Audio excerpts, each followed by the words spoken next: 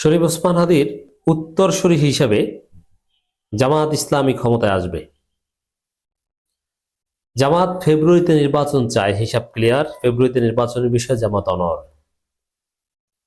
দর্শক, শরীফ ওসমান হাদিকে জামাত যেভাবে ধারণ করছে, আমিরে জামাত যেভাবে ধারণ করছে, এটা অনন্য এবং জনগণ বুঝে গেছে শরীফ ওসমান হাদি যে ভালোবাসা পেয়েছেন। শরীফ ওসমান হাদির এটা সুন্নতও আছে, ক্ষমতা দেওয়ার যে আল্লাহর সুন্নত, আল্লাহ কিভাবে ক্ষমতা দেন এটাও যদি আপনি বিশ্লেষণ করেন তাহলে এটা স্পষ্ট হয়ে যাবে। বা আল্লাহ দুনিয়ায় যেভাবে সম্মান দিয়েছেন ওসমান হাদিকে, পিনাকি ভট্টাচার্য তিনিও বলেছেন। আমি সবকিছু রেফারেন্স দিচ্ছি যে ওসমান হাদির উত্তরসূরিরা ক্ষমতায় আসবে, চান্দাবাজরা ক্ষমতা আসতে পারবে না। আমিরে জামাত লন্ডনে ছিলেন, তিনি সফর কাটিল করে ওসমান হাদির জানাজায় অংশগ্রহণের জন্য ঢাকায় ছুটে এসেছেন।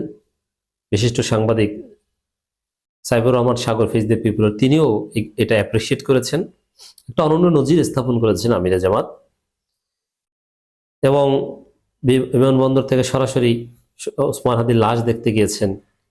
এরপর একটু ড্রেস চেঞ্জ করে আবার জানা যায়, নিরন্তর ছুটে চলা। এরপরে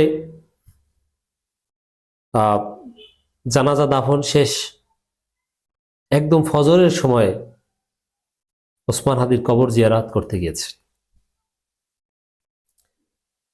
এবং জানাজায় দাফনে সব জায়গায় পুরো পরিস্থিতিতে দৃশ্যপটে ছিল শিবির, জামাত এবং যারা উপস্থিত ছিল সাধারণ জনগণের বাইরে কোনো রাজনৈতিক দলের লোকজন বেশি এসেছে। বিএনপির লোকজন আসেনি, সব জামাতের লোকজন আর সাধারণ মানুষ। এবং সাধারণ মানুষ যারা এসেছে তারাও জামাতের ভোটার, দাঁড়িপাল্লার ভোটার। শরীফ ওসমান হাদির উত্তরসূরি জামাত এটা ধারণ করে যে শরীফ ওসমান হাদির আদর্শ ধারণ করবে জামাত, অনুসারী যাই বলেন। তো এই জায়গায় আমি শরীফ ওসমান হাদির শাহাদাতের পর প্রথম যে বক্তব্য দিয়েছিলাম সেখানে বলেছিলাম এটা আল্লাহর একটা সুন্নাত। জমিনে যে দলের প্রধানের রক্ত ঝরে, আল্লাহ সেই দলকে সেই রক্তের বিনিময়ে ক্ষমতা দেন।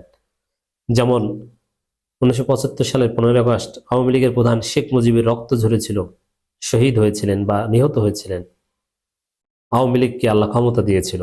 জিয়াউর রহমানের রক্ত ঝরেছিল, শহীদ হয়েছিলেন বিএনপির প্রধান, বিএনপিকে আল্লাহ ক্ষমতা দিয়েছেন।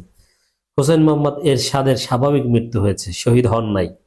এরশাদের পার্টি আর জীবনে ক্ষমতা আসতে পারেনি, কখনো পারবেও না।